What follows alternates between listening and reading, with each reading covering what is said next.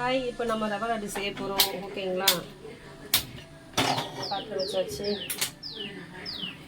நெய் ஊற்றிடுவோம்.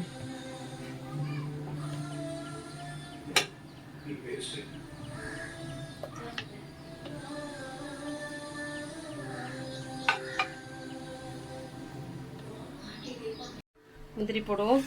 முந்திரி வறுத்தெடுத்துக்குவோம். நெய் போட்டுட்டு முந்திரி வறுத்தெடுத்துக்கணும். கொஞ்சம் வறுத்தோடனே திராட்சை போடுவோம்.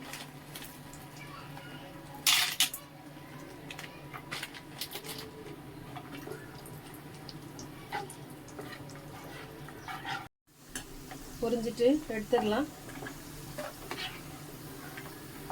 எடுத்துடலாம்.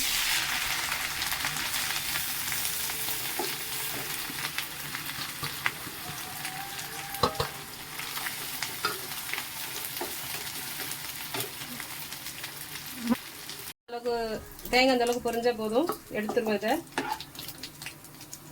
ரவையை கொட்டிடுவோம். ரவையை கொட்டி வறுக்கணும்.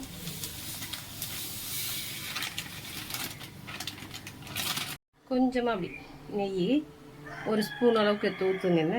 இது ஒரு ஸ்பூன் எனக்கு. அவ்வளோதான். நெய் ஊற்றி கிண்டுவோம். 4 ஏலக்காயும் சீனியும் போட்டு பொடிச்சு வச்சுருக்கேன். ஏன்னா முழுசாக இருந்தால் வாயில் தட்டு போடும். அதனால் பிடிச்சி பிடிச்சி வச்சுருக்கேன். ஓகேங்களா? போட்டு கிண்டியாச்சு.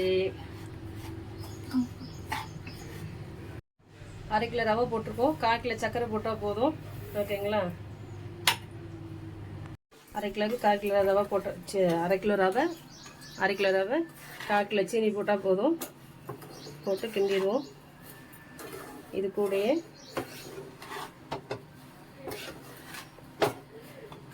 பொரிச்சு வச்ச முந்திரி திராட்சை,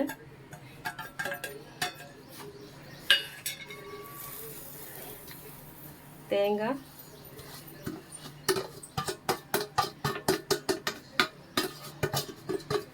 தேங்காய் பொரிச்சதுக்குள்ளே என் கையும் சேர்த்து பொரிச்சிட்டு மக்களே கற்றுக்கோங்க. கேர்ஃபுல்லாக வேலை பார்க்கணும். அடுப்புக்கிட்ட வேலை பார்க்கும்போது கேர்லெஸ்ஸாக இருந்தால் கையும் போகும், காலும் போகும். பொரிச்சு தட்டில் கொட்டுறேன்னு என் கையில் கொட்டிட்டேன்.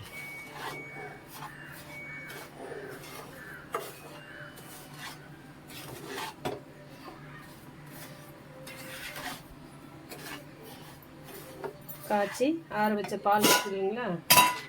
அது லைட்டாக, ரொம்ப வேண்டாம், லைட்டாக ஊற்றினா போதும்.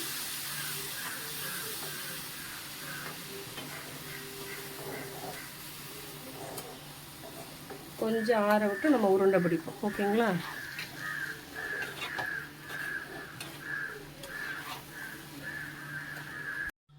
ஒரு நிமிஷம் மக்களே, நிறைய சூடு இருக்கிறனால கொஞ்சம் கொஞ்சமாக அள்ளி போட்டு கிண்ணத்தில் போட்டு பண்ணிக்கிறேன். கை பொறுக்கிற சூடில் மட்டும்தான் உருண்டை பிடிக்கணும். ரொம்ப ஆறுனாலும் பிடிக்க முடியாது.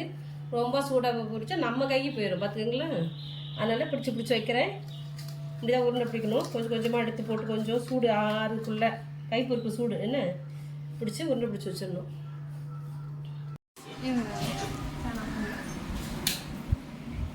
ஹாய் மக்களே, லாஸ்ட் வரைக்கும் உருண்டை பிடிச்சாச்சு. ஓகேங்களா? ஒவ்வொரு உருண்டைக்கு 2-3 முந்திரி இருக்கும். பிடிச்சாச்சு, வச்சாச்சு. ஓகேங்களா? இதே மாதிரி ஒரு வாட்டி செஞ்சு பார்த்துட்டு எப்படி இருக்குன்னு எனக்கு கமெண்ட் பண்ணுங்கள், ஷேர் பண்ணுங்கள், லைக் பண்ணுங்கள் மக்களே. ஓகே, பாய்.